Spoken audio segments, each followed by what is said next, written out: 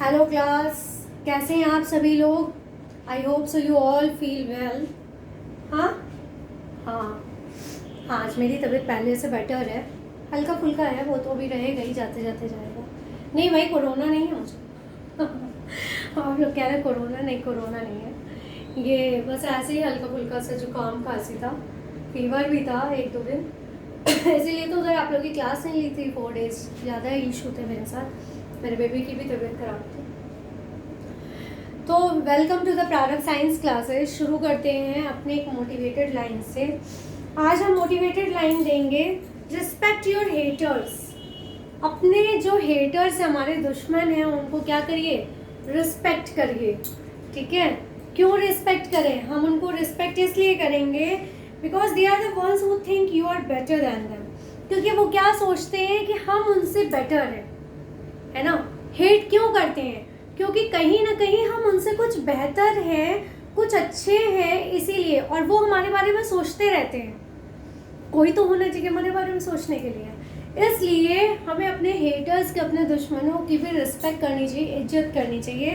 क्यों करनी चाहिए? Because they are the ones who think you are better than them. क्योंकि वो ये सोचते हैं कि हम उनसे बेहतर हैं। ठीक है, कोई तो हमें अपने से ऊंचा समझता है, अच्छा समझता है, बेटर समझता है ना। तो इसलिए हमें अपने हेटर्स के, अपने दुश्मनों की रिस्पेक्ट करनी चाहिए। और फिलहाल हमें क्या करना चाहिए? उन्हें इग्नोर करना चाहिए, कभी भी उनके बारे में या उनसे बदला लेने के हमें नहीं सोचनी चाहिए।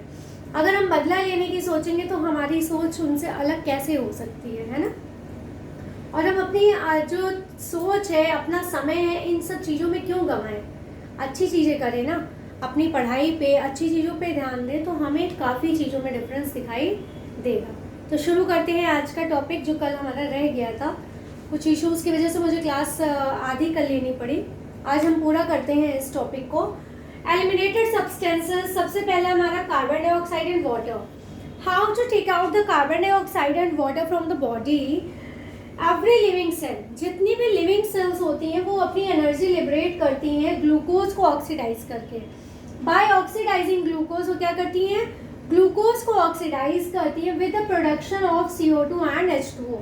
वो क्या प्रोड्यूस करती हैं? CO2 और H2O को, कार्बन डाइऑक्साइड और वाटर को प्रोड्यूस करती हैं। जब ग्लूकोज बनता है तो उसके साथ कार्बन डाइऑक्साइड और H2O जरूर बनेगा। ठीक है, और जो एक्स्ट्रा वाटर होता है हमारी बॉडी में, वो हमारे स्वेट के फॉर्म में रिलीज हो जाता है। ठीक है, extra water is released out of the body in the form of sweat.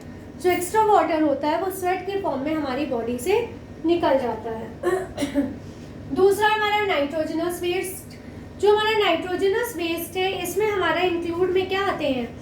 These include urea, uric acid and ammonia. इनमें हमारा यूरिया, यूरिक एसिड और अमोनिया आते हैं। They are produced mainly in the liver. ये जो हमारा urea, uric acid और ammonia है, या कह लीजिए नाइट्रोजनस वेस्ट है, ये मेनली हमारे कहाँ प्रोड्यूस होते हैं? ये हमारे लीवर में प्रोड्यूस होते हैं फ्रॉम द डेड प्रोटीन। किससे? डेड प्रोटीन से, जिन प्रोटीन्स की हमें कोई भी ज़रूरत नहीं होती है। जो प्रोटीन हम यूटिलाइज कर चुके होते हैं, यूटिलाइज करने के बाद जो हमारी प्रोटीन्स बचती हैं, वो इनमें क्या बना देती है? नाइट्रोजनस वेस्ट में कन्वर्ट हो जाती है। Remains of the other tissues, और जो दूसरे टिश्यूज की रिमेनिंग होती है, बचे हुए डेड सेल्स टिश्यूज होते हैं या यूज हो चुके टिश्यूज होते हैं, वो भी क्या बनाती हैं? ये नाइट्रोजनस वेस्ट बनाती हैं। That are brought to it. और ये क्या करती हैं? जो हमारे टिश्यूज होते हैं, ये जो हमारी डेड प्रोटीन्स होती हैं, इन सबको लीवर में लेके आती हैं, और लीवर क्या करता है? उनको नाइट्रोजनस वेस्ट में कन्वर्ट करने में हेल्प करता है। Urea is highly poisonous. Urea हमारा सबसे ज़्यादा पॉइजनस होता है। इफ अलाउड टू एक्यूमुलेट, अगर इसको अलाउ कर दें, या मतलब मान लीजिए कि हमारे अंदर खाने या किसी चीज़ की कमी है, तो यूरिया क्या होता है? कंज्यूम होने लगता है हमारे अंदर, और वो क्या होता है? ब्लड में मिल जाता है एक सर्टेन लेवल के बाद। ब्लड में मिलने के बाद एक निश्चित क्वांटिटी या लेवल के बाद क्या हो जाता है? हमारी डेथ भी हो जाती है, क्योंकि ये क्या होता है? पॉइजनस होता है। ठीक है, तो ये था हमारा इसके बारे में। और ये जो हम बात कर रहे थे यहाँ पे, जो हमारे एक्स्ट्रा अमीनो एसिड्स होते हैं, ठीक है, एक्स्ट्रा अमीनो एसिड्स जो बचते हैं, प्रोटीन हमारी किससे बनती हैं? हमने आपको बताया था कि वन प्रोटीन हमारी किससे बनती है? One protein is equal to 21 amino acid की चेन बनती है। ठीक है, एक प्रोटीन में 21 अमीनो एसिड्स लगते हैं, इनकी चेन बनती तब कई प्रोटीन्स बनते हैं। ठीक है, तो क्या होता है, जो हमारे एक्स्ट्रा अमीनो एसिड्स होते हैं वो हमारी बॉडी में स्टोर नहीं होते हैं। अमीनो एसिड की जितनी ज़रूरत है उतना हमारा कंज्यूम होता है, उसके बाद वो बाहर निकल जाता है। ठीक है, और वो किस में ब्रेक डाउन हो जाता है, broken down in the liver to produce usable glucose. वो क्या होता है, लीवर में चला जाता है और वो ग्लूकोज में कन्वर्ट हो जाता है, जो हमारी बॉडी में यूजफुल होता है, जिसका काम होता है उसमें कन्वर्ट हो जाता है। ठीक है, और ये स्टोरेबल भी होता है। कौन, अमीनो एसिड जब ग्लूकोज में कन्वर्ट हो जाता है तो क्या होता है, हमें एनर्जी लेवल हमें कहाँ से मिलती है, ग्लूकोज से ही तो मिलती है। तो ग्लूकोज लेवल को मेंटेन रखने के लिए हमारी बॉडी में एनर्जी चाहिए होगी, एनर्जी के लिए हमें ग्लूकोज चाहिए होगा। तो ग्लूकोज को बैलेंस करने के लिए क्या करता है, कन्वर्ट हो जाता है, इसको स्टोर भी कर सकते हैं। हमें जब एनर्जी की ज़रूरत होती है तब हम यहाँ से कंज्यूम कर लेते हैं। ठीक है, और जो इनसे यूरिया बनती है उसको ये एक्सक्रीट आउट कर देते हैं। ठीक है, और यूरिया हमारा कहाँ से एक्सक्रीट आउट होता है, ये हमारा होता है किडनी के थ्रू। ठीक है, urea is excreted through the kidney. ठीक है, कहाँ से होता है, किडनी से ही एक्सक्रीट होता है। हमारे वैसे ज़्यादातर जितने भी वेस्ट प्रोडक्ट्स हैं वो कहाँ से निकलते हैं, हमारे किडनी से ही बाहर निकलते हैं, क्योंकि किडनी से आगे हमारा यूरेटर, यूरिथ्रा, यूरिनरी ब्लैडर, ये सब जुड़े होते हैं। ठीक है, ये था नाइट्रोजनस वेस्ट के बारे में। अब हम थर्ड की बात करते हैं, एक्सेस सॉल्ट की। एक्सेस सॉल्ट, जो हमारी बॉडी में एक्सेस ज़रूरत से ज़्यादा सॉल्ट है, जितना हमें चाहिए कंज्यूम करने के बाद जो बचता है वो निकाल देते हैं।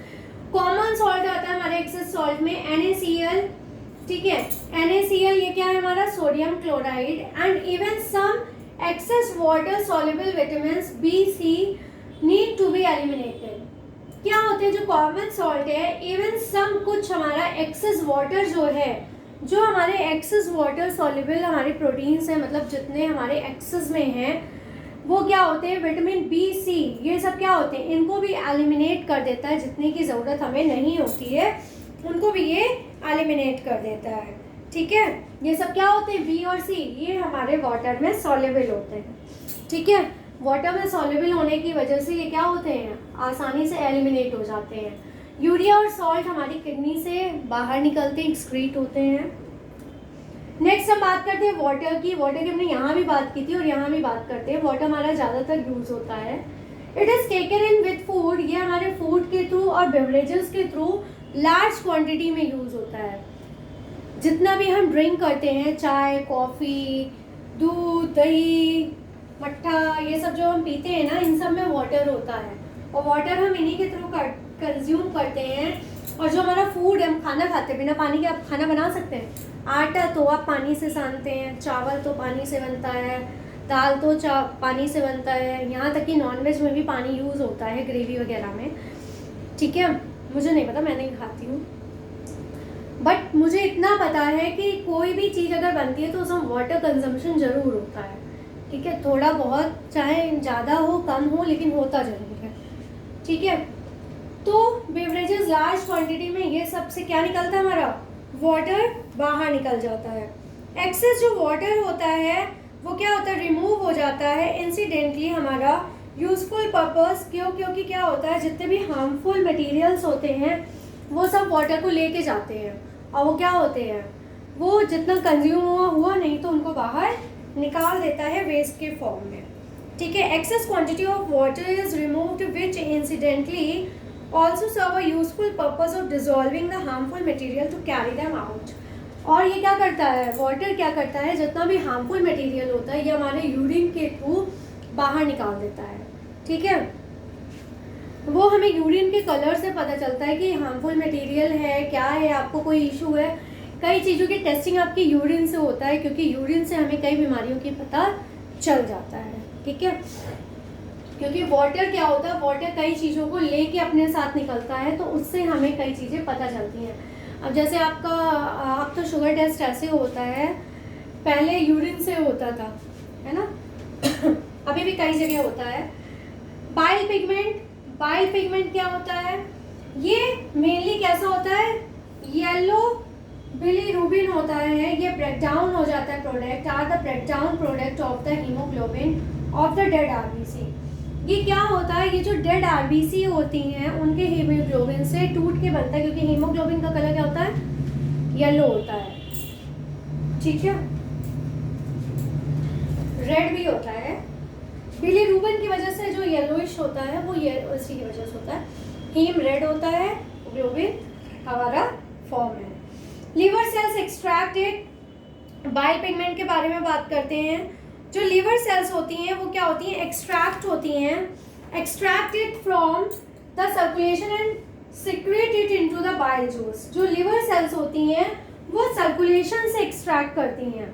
कहाँ से, जो सर्कुलेशन होता है ब्लड का, या कह लीजिए कि वाटर, ब्लड, इन सब चीज़ों का जो सर्कुलेशन होता है, इन सब चीज़ों से वो क्या करता है, एक्सट्रैक्ट करता है, उसको बाहर निकालता है बिलीरुबिन्स को या बाइल पिगमेंट्स को, ठीक है, and secrete it into the bile juice. और उसको किसमें सिक्रेट करवा देता है, बाइल जूस में। सबसे पहले तो ये बता दूं, जो बाइल जूस है हमारा वो बाइल डक्ट में बनता है, लेकिन जो हमारा स्टोर होता है वो लीवर में स्टोर होता है। इसकी जो बाइल जूस की स्टोरेज होती है वो कहाँ होती है, हमारे लीवर में होती है, ठीक है। तो जो लीवर सेल्स होती हैं एक्सट्रैक्ट होता है, सर्कुलेशन से निकलता है, और ये कहाँ चला जाता है सॉरी, बाइल जूस में चला जाता है, ठीक है।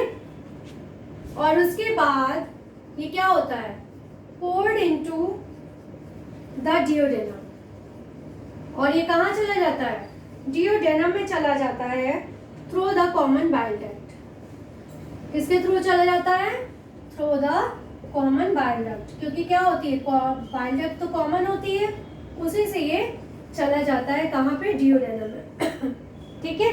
बाइल जूस कहाँ जाता है, डियोडेनम में जाता है, जो लीवर के बगल में होता है, और ये कॉमन बाइल डक्ट में चला जाता है, जिसके बाद कहाँ जाता है, these pigments,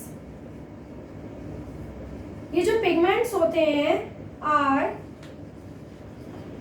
modified into the intestine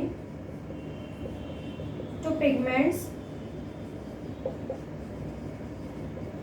that gives feces the color yellow। जो ये पिगमेंट होता है ये मॉडिफाई होके कहाँ जाता है, हमारे इंटेस्टाइन में जाता है। तो पिगमेंट्स पिगमेंट के फॉर्म में कलर को देने के लिए दैट गिव्स पीसेस, जो क्या होता है, जो पीसेस होता है हमारा जो एंड प्रोडक्ट होता है, ठीक है। पीसेस क्या होते हैं हमारे एंड प्रोडक्ट्स, जिसकी वजह से येलोइश ब्राउन कलर देता है। कौन सा कलर देता है फिर उनको, येलोइश ब्राउन कलर देता है पीसेस को, ठीक है।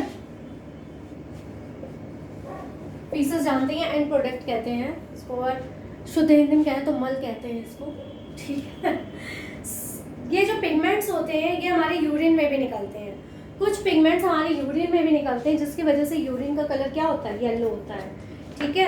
और यूरिन में स्मेल किसकी वजह से होती है, यूरिया की वजह से होती है, ठीक है। किसकी वजह से होती है, यूरिया की वजह से होती है, ठीक है।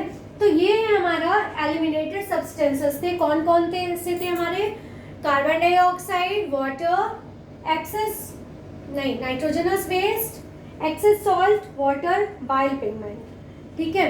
अब इसके बाद हम ऑर्गन्स की बात करेंगे, एक्सक्रीटरी ऑर्गन्स, और उनके एक एक डिटेल के बारे में पढ़ना शुरू करेंगे।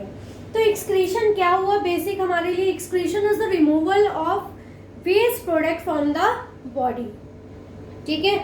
ये क्या है, removal of harmful and unwanted nitrogenous waste product from the body. ये क्या करता है, जो हार्मफुल है वेस्ट प्रोडक्ट्स है हमारी बॉडी से निकालने का काम करता है, ठीक है। आज के लिए बस इतना ही।